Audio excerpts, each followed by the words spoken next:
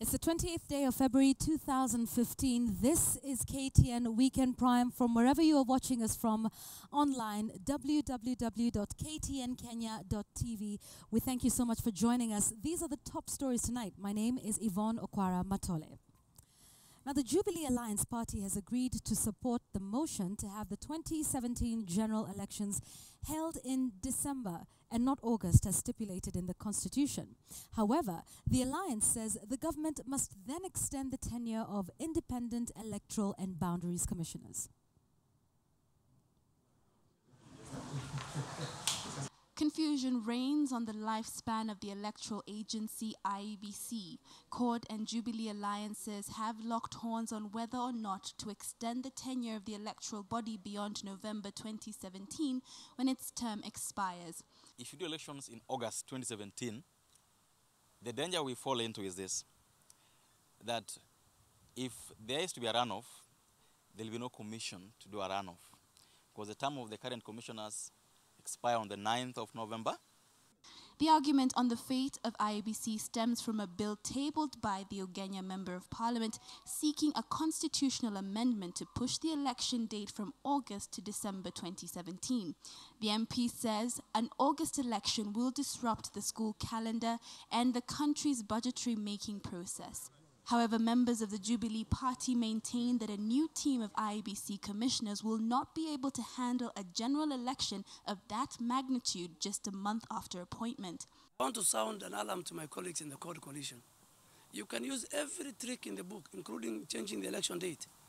IEBC are in office until you bring serious violation of the Constitution. The removal of those commissioners is well documented in Article 251. Is it prudent to go to an election with a commission that goes home 1 month after elections, or a commission that cannot manage a runoff because all the commissioners would have gone home? IEBC usually, once they conduct an election, they need about 6 months or 8 months to make sure records are in place, petitions are done away with, you know.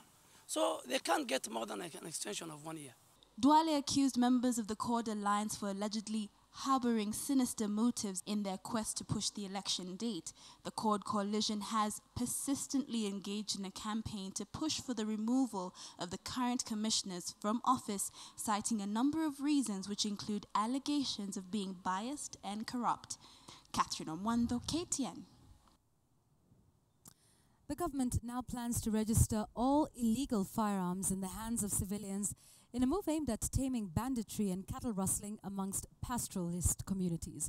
Interior Cabinet Secretary Joseph Nkaissery says the voluntary program will ensure those in possession of firearms in pastoralist areas are monitored and deterred from engaging in banditry.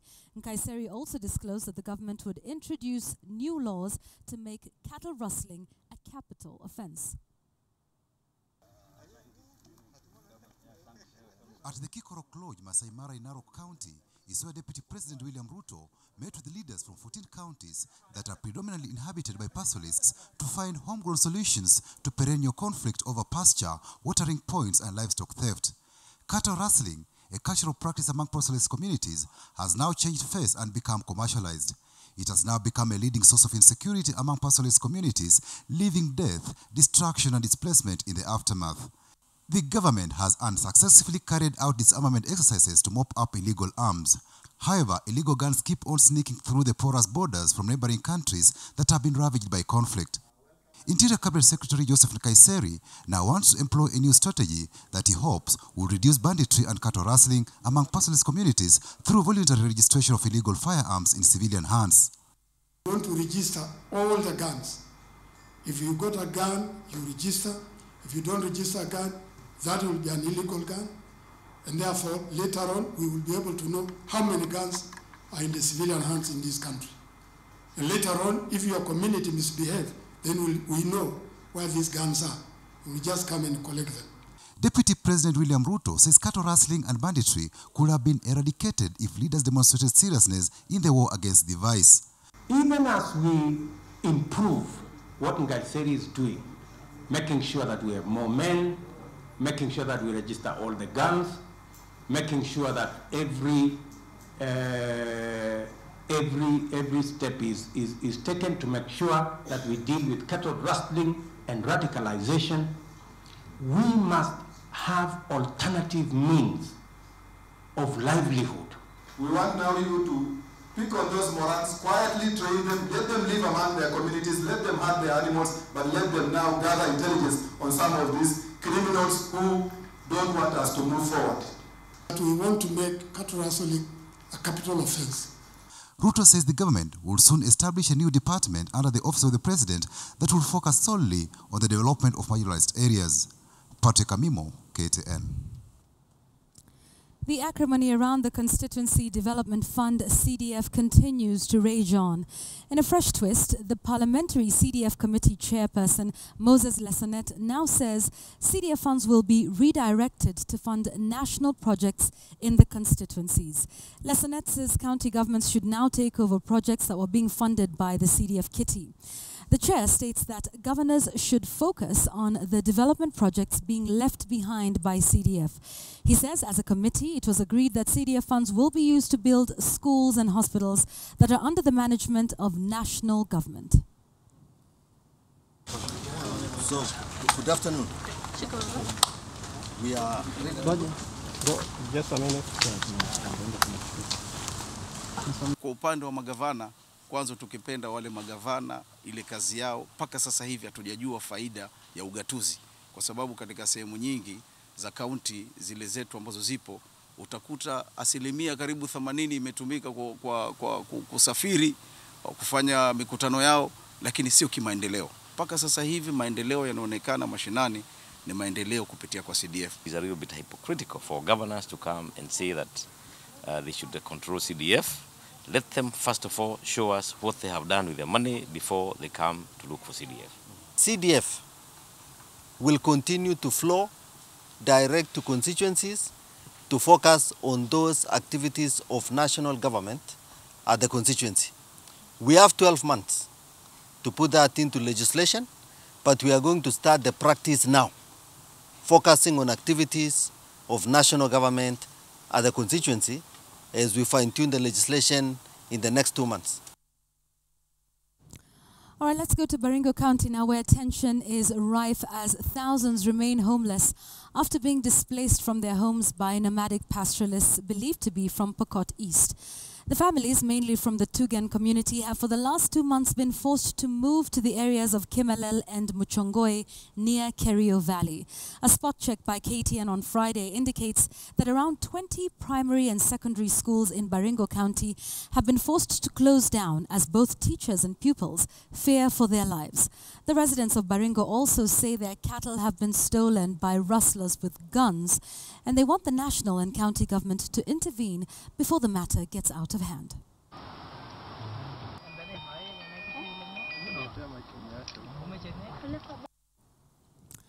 All right, President Uhuru Kenyatta concluded his 2-day tour of Meru County, where he has dished out 200,000 title deeds in Buri in Imenti and Kagaene in Tigania West, as well as commissioning 180 kilometers of road.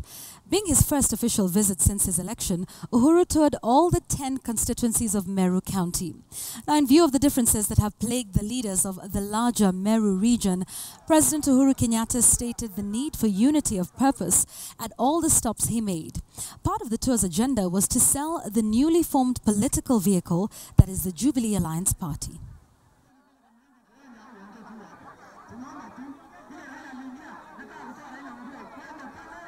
Asante, nimeshukuru. Asante sana. Kazi tumeanza ya kuhakikisha ya kwamba tumepatia wananchi title deeds ambazo wengi hata wamegojea kutoka wakati ya mzungu na mpaka wa leo hawajapata.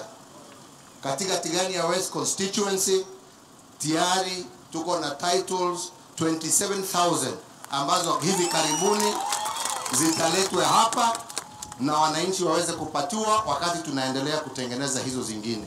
Hatutaki kuwa na shida ya wananchi kuwa wanagojea haki yao. Title deed ni haki yako, kwa sababu shamba umekaa huko, lakini huwezi kutumia hiyo shamba kuchukua loan au kufanya kazi zingine kwa sababu huna title deed. All right, let's stick with matters happening in political parties. And KANU will initiate a countrywide recruitment drive targeting the youth and women who constitute the biggest percentage of the voting bloc. The former ruling party will seek constructive partnerships ahead of the 2017 general election. However, the party leadership is clear that KANU will not merge with the Jubilee Allaiance Party or any other political outfit for that matter. The party also resolved to take urgent legal action to protect its existing properties across the country and reclaim those that have fallen into the wrong hands or that are under threat from grabbers. It is sacrilege for us to even think or dream of dissolving this party called KANU. Kama watu wamechoka, afadhali tufunge, tuweke hapo, tungoje wajukuu wafike. Washike hii chama. The only honor we will show them is by taking this party to its rightful place.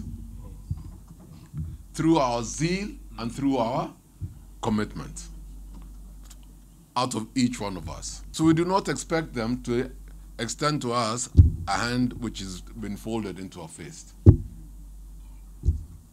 But we will tell them very clearly and unequivocally that KANU si ile chama ambayo unapiga kofi and will turn the other cheek. Wiper Democratic Movement has unveiled a new party structure at their just concluded party retreat in Naivasha. The lineup that has seen members from the coastal region rise to the top includes Senator Hassan Omar, who was elected to the powerful post of Secretary General, while the former Treasurer, Honorable Shakila Abdallah, gets the Deputy Party Leader position. Nyali legislator Hezron Awiti was elected the Treasurer, and in other changes, the party has established a summit, its highest decision-making organ, which comprises the party leader, the party chair, all elected governors and the leaders in the National Assembly. Wengi Central Member of Parliament Joe Mutambo will now be in charge of resource mobilization, a role previously held by Senator Johnston Muthama, who has moved to the Cord Management Committee. Kalonzo Musyoka and Senator David Musila retained their party leader and chairmanship positions unopposed, with Honorable Marcus Muluvi taking the Director of Elections position. Kadhiani MP Honorable Robert Mbui, the Wiper Party's chief, was elected the party's organizing secretary. Now, these changes will need to be ratified by the National Delegates Conference. Now, the party also resolved to roll out a series of countrywide activities focused on membership recruitment, issuance of ID cards and voter registration in readiness for the 2017 general election.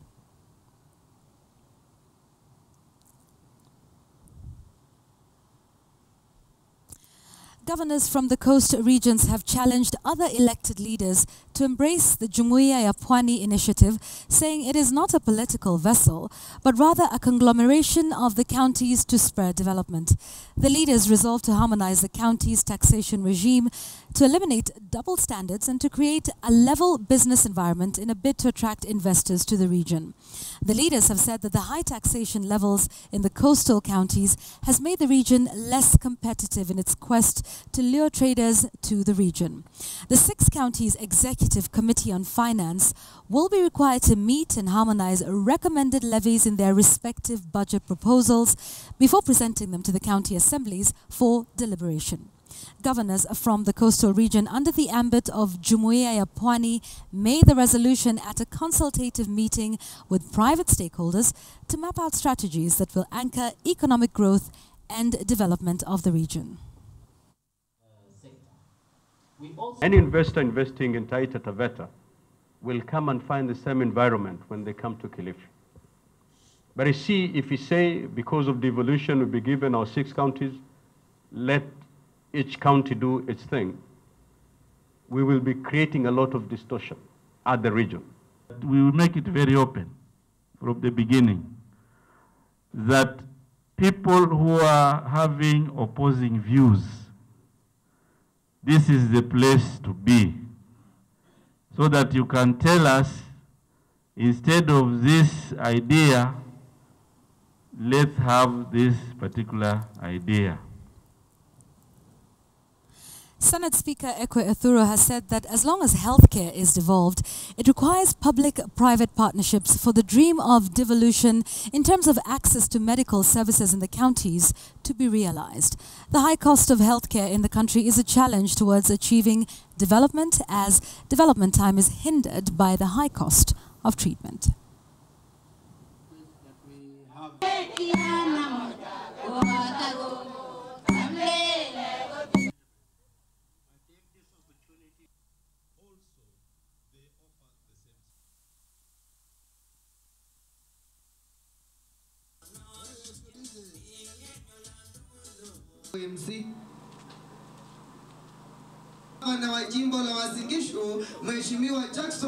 It's only the insurance company that can help you make sure that your costs are being covered. It will require private-public partnership for the dreams of devolution to be realized in terms of accessing medical services and other facilities to the people we serve in the counties. Bring affordable healthcare in this country to every single Kenyan. Nikwambie kweli wabunge watapumzika kwa sababu kila siku ni harambee. Harambee ya hospitali, sijui mtu anaenda India. I think it's time we look for a proper way to ensure every Kenyan is insured in terms of health. Leaders from the Senate and also the national government to see into it that we have a way of ensuring that all Kenyans have medical insurance. This is KTN Weekend Prime. We're live online, ktnkenya.tv. Let's get into the sports news now. Sofapaka's journey in the CAF Confederations Cup ended in the preliminary round after losing 2-4 on aggregate to Zimbabwe's Platinum. Sofapaka, who needed to score 3 straight goals in the return leg match, ended up losing 1-2 to their host today to exit the stage quite early.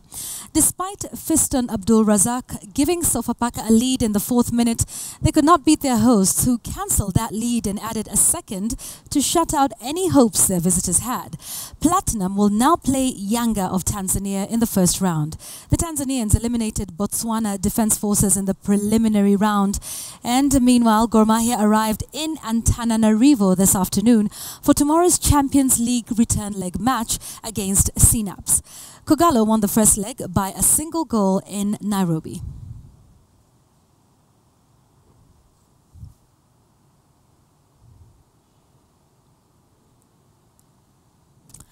All right, South Africans wheelchair tennis players continued their dominance at the ongoing Africa Championships. Sean Dielster overpowered Kenya's team captain Caleb Odio, while in the women's category, Morocco's El Houari Azur floored Kenya's Jane Odhiambo. The finals of the competition will be held tomorrow at the Nairobi Club. As the hunt for tickets in the World Team Cup moved a notch higher, Kenyan players could not match their opponent's skills as the competition entered the 3rd day. In the first match of the day, Kenyan Jane Odhiambo lost to Morocco's El Houari Azur. The tourist was quick off the serves as she went on to win the first set 6-2. Odhiambo's effort to get back into the game was thwarted as the Moroccan displayed her prowess to win the second set 6-3. In another match, Kenya's Caleb Odio failed to handle South Africa's Sean Dielster in the singles category. Dielster won the first set 6-4 before Caleb made a comeback, winning the second 6-1. In the final set, Caleb could not handle Dielster's serves as the South African won the set 6-4. The organizers of the competition have been impressed by the levels of wheelchair tennis in Africa, and now they hope more Africans can climb up the world rankings. Wheelchair tennis in Africa is growing, and the level is increasing at an incredible rate. The main thing at the moment is for probably the association to look into ways of hosting those events for our players to be able to get points and also exposure, and also get funds for sending our players to such events for them to get exposure. South Africa's world number 9 Venter Mariska continued with her impressive form as she bundled out Perrine Brandy from Mauritius in sets of 6-0, 6-1. The finals of the competition will be held tomorrow. Robinson Okenye, KTN Sports.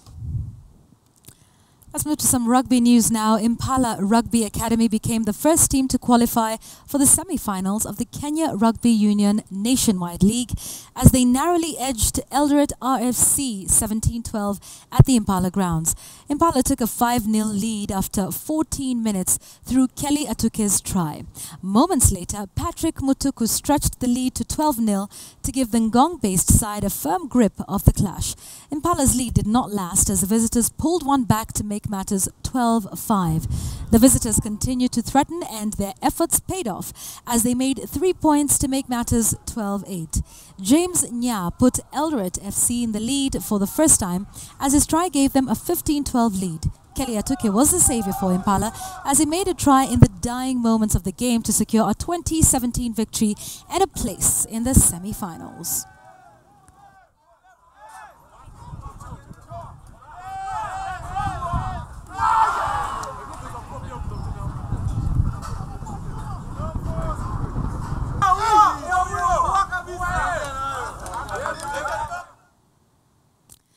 West Kenya FC and Thika-based side Bidco opened their Football Kenya Federation Premier League on a high after winning their respective matches today.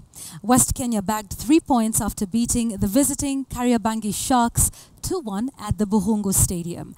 The Sharks bowed to pressure and scored an own goal before the hosts added a second to take a 2-0 lead at half-time.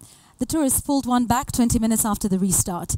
In Thika, Bidco United blanked Joseph 3-0 at the Thika Municipal Stadium. Hussein Puzo, Patrick Senfuka and Simon Wangewa each scored a goal for the home team.